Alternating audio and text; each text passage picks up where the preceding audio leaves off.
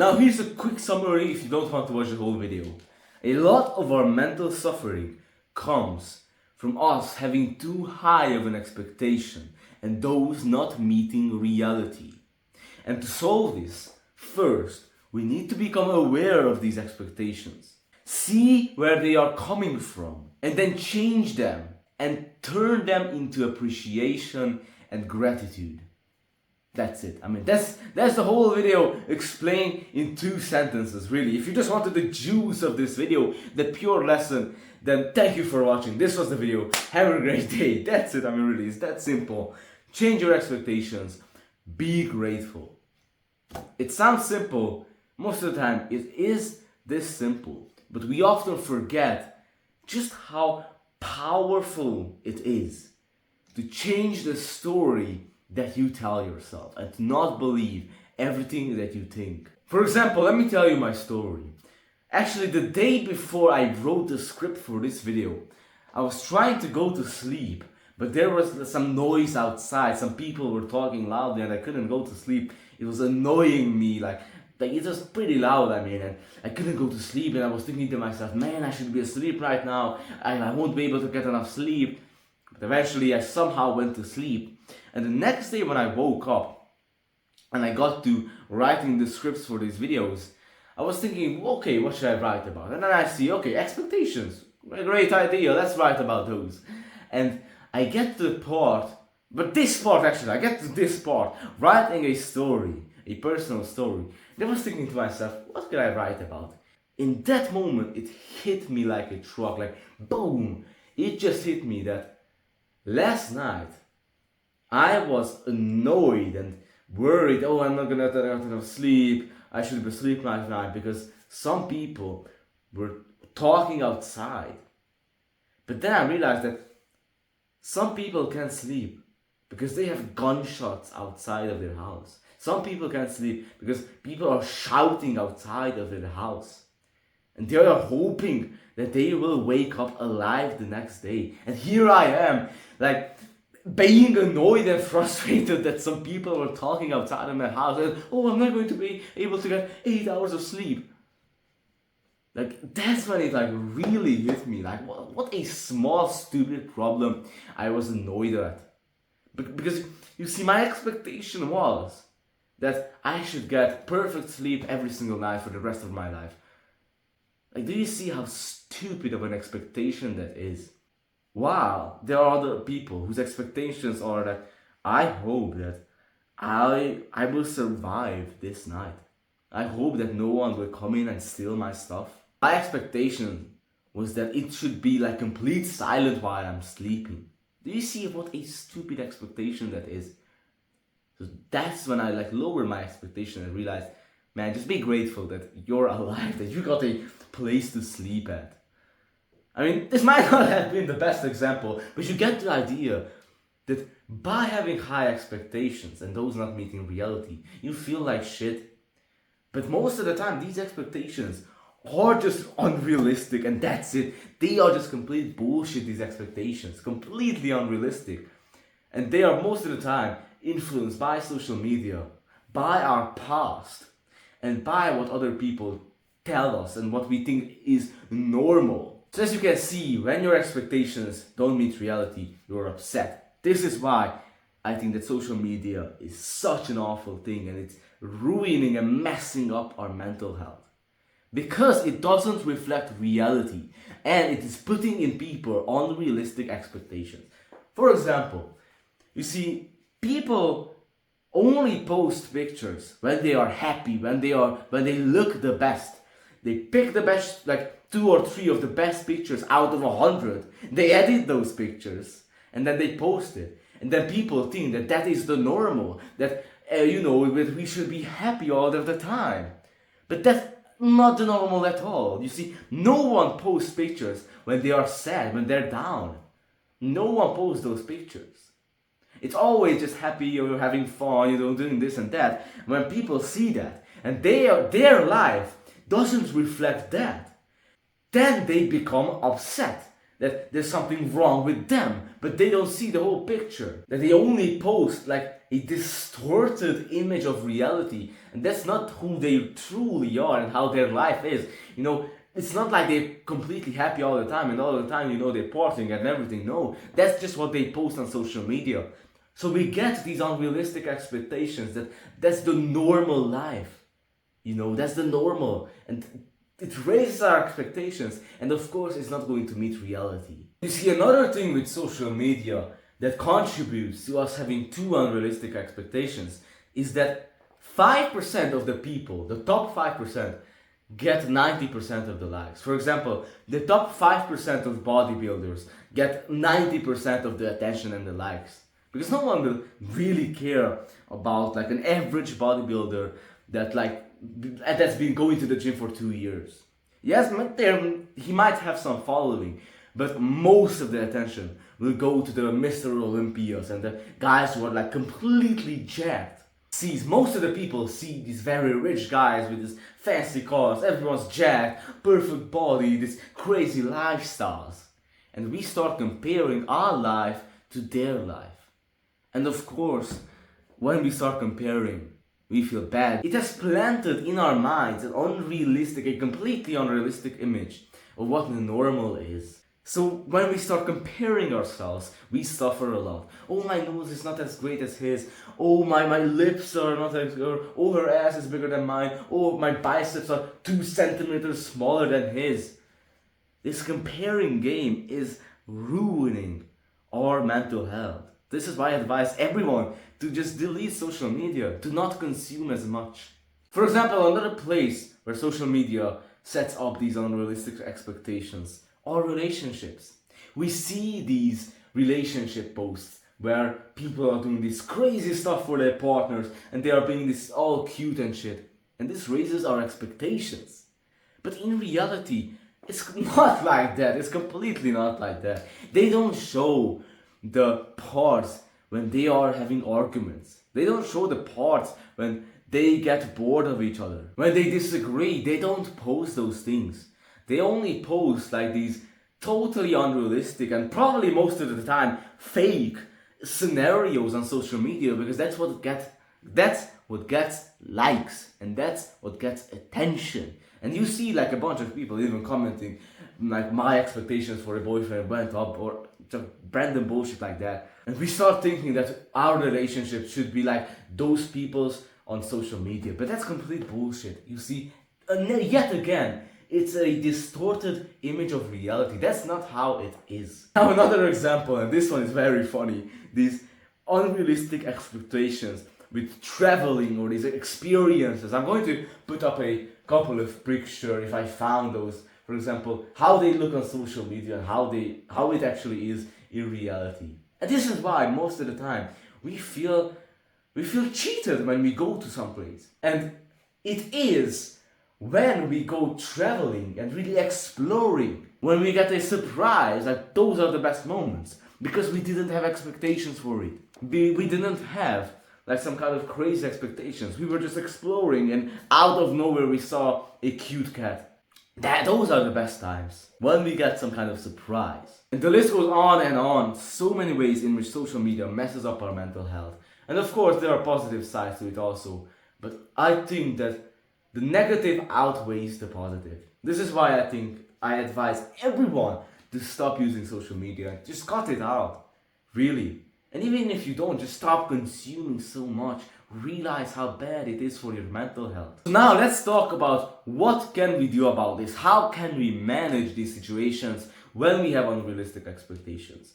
Well, the main idea is that first, you want to become more aware. Become aware of these expectations. Notice when you get sad, when you get angry. And then look at it from a different perspective. Look at it from different ways. What is your expectation? Find that out. And then be grateful and turn it into appreciation. That's the main idea. So first, we gotta become more aware of our expectations. We gotta notice when we actually start becoming angry or sad, because most of the time we're just unconscious and we do it on autopilot. That's the problem. And the number one way to become more aware of these things is by taking proper breaths. by taking deep breaths. So the next time, whenever you feel like you have some kind of problem, feeling bad or starting to get angry, or even just generally throughout the day, start taking deep breaths. Breathing into your belly, your lower stomach, like right below your belly button, and taking as deep of a breath as you can. You want to take as deep of a breath that you feel your balls slightly moving. For example, let's do a deep breath together. Focus on breathing into your belly, your lower stomach.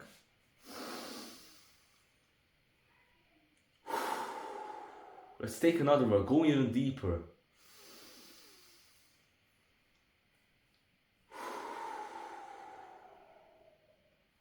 And take these deep breaths throughout your day. Breathing into your stomach and then moving up. Stomach, solar plexus, chest, and that's the way you go. From down to up, filling up your belly, your chest. That's like one of the best ways to become more present, more aware of the things going on around you. And to be honest, breathing deeply, it makes probably everything in your life better. It might sound like wishy-washy, but trust me, try it out. It has such a crazy influence on everything that you do, especially mainly on your presence, on your awareness, on your mindfulness. And these things help in everything in your life. Because when you think about it, we survive without water for 3 days, but we survive without air in our lungs for like 3 minutes. So in reality, breathing is our energy, it's our life force. And there are just so many information right now, just how important deep breathing is. The problem is that 90%, 99% of the time, our breaths are shallow, which means that our presence is weak. The moment we start taking more deep breaths, that's when we'll deepen our presence and become more aware, and that's when we'll be able to notice these situations and respond to it instead of reacting to it on autopilot. Another thing that you could do, for example, you're starting to get angry or sad or whatever, is to change your environment. Go somewhere else, go outside, go take a walk. Like, to be honest, this is such a great thing. Like, I just experienced this yesterday, that I was inside for some time, on my phone or doing something, and like I felt like my head was full or something was off. The moment I stepped outside and read a book, it changed just like that. So change your environment, that can also help. Just get out of your head. And once you're aware that something's off, or that you have a problem, or that this is bad, or that you're angry, or that you're sad about something, stop and ask yourself these questions. Why do I feel this way? Are my expectations too high? And look at it from a different perspective. Change the story. Look at it from a bigger picture. Like, I can't stress it enough, just how powerful this can be. Look at it in a different way. Changing the perspective. Such a powerful way to change your mood and how you look at something, just like that, almost instantly. And another thing is to question every thought, every belief, every story that you tell yourself, and don't believe everything that your mind is thinking.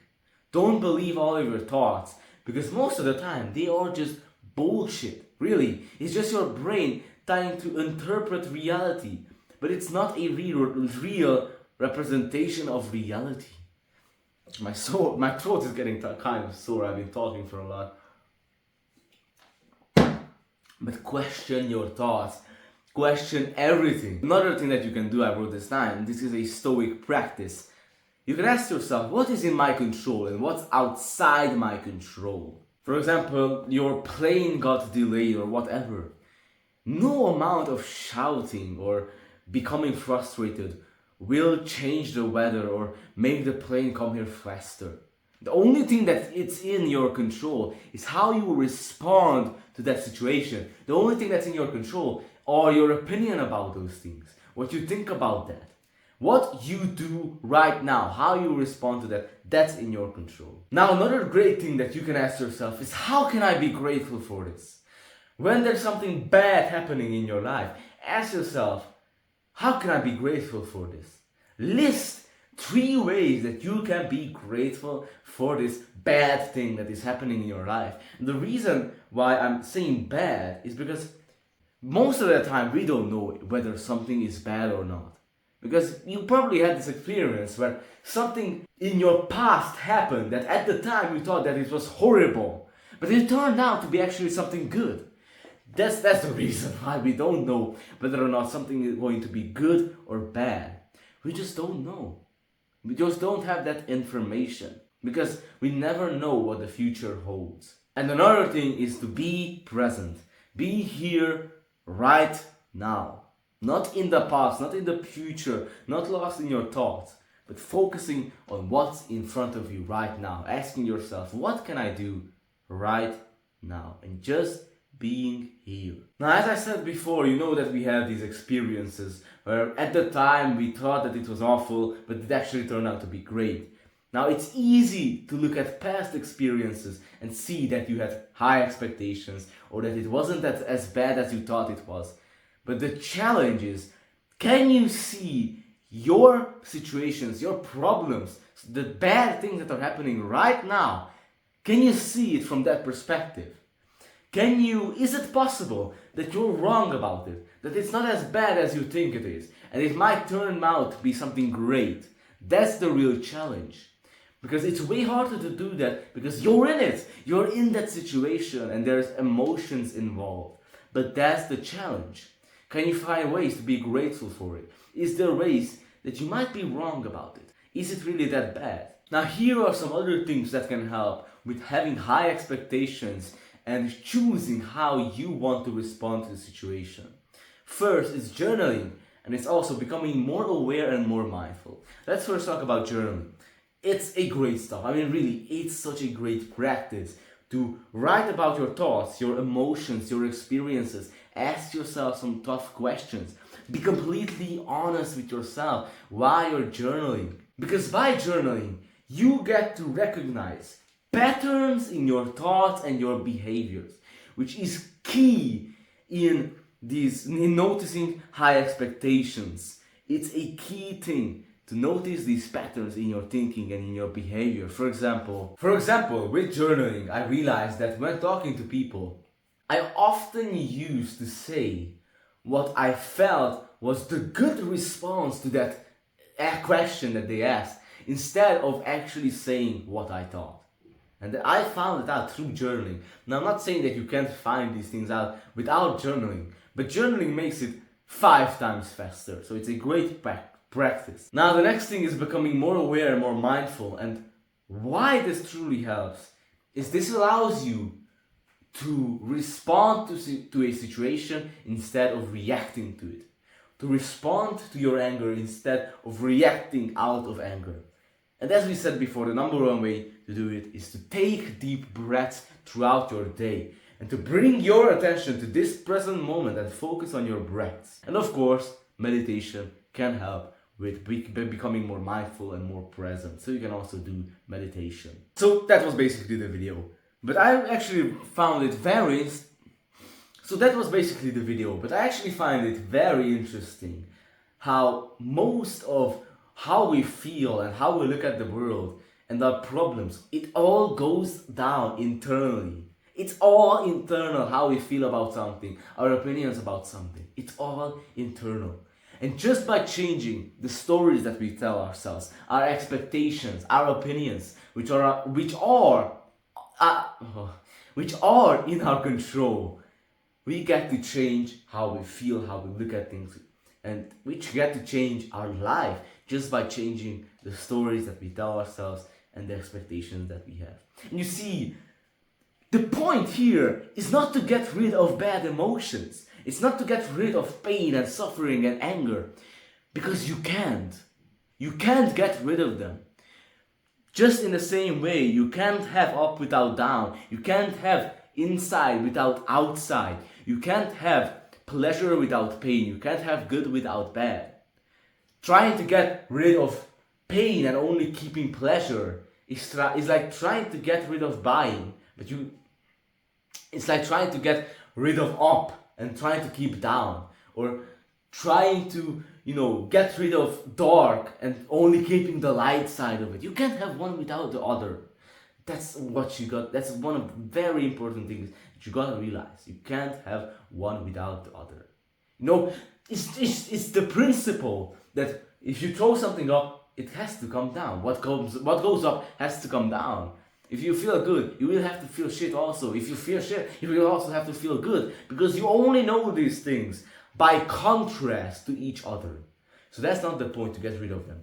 The point is, what is your habitual emotion, your main emotion, your most common feeling? What is that? It is gratitude. Is it gratitude or is it frustration? And how will you respond to your emotions?